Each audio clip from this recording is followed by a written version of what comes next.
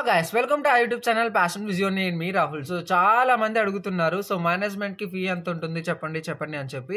So almost అన్ని కాలేజెస్లోని 1,00,000 plus ఉంటుంది మాట. అది బీపీటీ కానివ్వండి, పారామెడికల్ కానివ్వండి, కాలేజ్ని బట్టి ఫీజు అనేది ఇంకా 1,00,000 పైన కూడా ఉండొచ్చు మాట.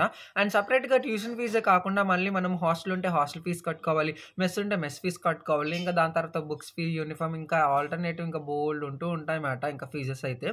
సో ఒక ఐడియా వచ్చింది అని అనుకుంటున్నాను. సో మీరు వెళ్ళే కాలేజ్ని బట్టి ఉంటుంది మీ కాలేజ్ ఫీజు అనేది. అండ్ కౌన్సిలింగ్లో వచ్చిన వాళ్ళకి జేబీడీ వస్తే కనుక కాలేజ్ ఫీజు అంతా గవర్నమెంటే కడుతుంది.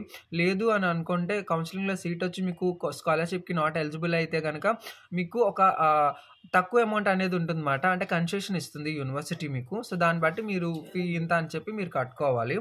అండ్ నెక్స్ట్ వచ్చేసి బీపీటీ కోసం చాలామంది ఒకటే క్వశ్చన్ అడుగుతున్నారు, అసలు ఈ ఇయర్ బీపీటీకి నోటిఫికేషన్ ఇస్తాడా ఇవ్వడా, అసలు బీపీటీకి హోప్స్ వదిలేసుకుంటున్నామని ప్రతిరోజు ఇదే క్వశ్చన్ ఉంటుంది. ఈవెన్ దో పారామెడికల్ కూడా మనం ఇంకా వెయిట్ చేయాల్సిందే, తప్పదు. ఇంకా ప్రొలాంగ్ చేస్తూనే ఉన్నారు రేపు ఎల్లుండు అని చెప్పి. ప్రాపర్ రీజన్ వచ్చేసి ఇప్పుడు ఉన్న ఫస్ట్ ఇయర్స్కి, సెకండ్ ఇయర్స్కి, ఫోర్త్ ఇయర్స్కి ఎగ్జామ్ స్కెడ్యూల్ టైం టేబుల్ వదలకుండా మీకు అనేది మెరిట్ లిస్ట్ అనేది రిలీజ్ చేయరన్నమాట. సో వన్స్ వాళ్ళకి ఇచ్చి పంపించేసిన తర్వాత సో మీకు అనేది కౌన్సిలింగ్ ఫాస్ట్గా కంప్లీట్ అవుతుంది.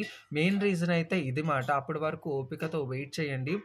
నో వరీస్, మీకున్న మంచి మార్క్స్ని బట్టి మీకు మంచి కాలేజే వస్తుంది. ఐ హోప్ ఫీజెస్ గురించి అయితే కొంతమందికి ఒక క్లారిటీ వచ్చిందని అనుకుంటున్నాను.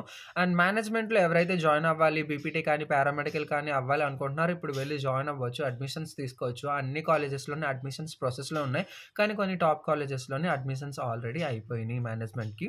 సో ఓన్లీ కౌన్సిలింగ్ ద్వారా వెళ్ళాలనుకున్న వాళ్ళు ఇంకా కౌన్సిలింగ్లోనే బేస్ చేసుకొని ఉండాలన్నమాట. ఇది మెయిన్ డీటెయిల్స్ మాట. ఇంకా మనం వెయిట్ చేయక తప్పదు. సో వాళ్ళ దగ్గర నుంచి ఏ రెస్పాన్స్ రావట్లేదు యూనివర్సిటీ నుంచి. మెయిన్ రీజన్ అయితే ఈ ఎగ్జామ్ షెడ్యూల్ డిలే అవ్వడం వల్ల మీకు డిలే అవుతుంది. వాళ్ళకి ఒకసారి క్లియర్ అయిపోతే మీకు ఎమ్మటే క్లియర్ అయిపోతుంది అన్నమాట. సో ఇంకేమైనా డౌట్స్ ఉంటే let me know in comment section. Please do subscribe Passion Physio for more updates.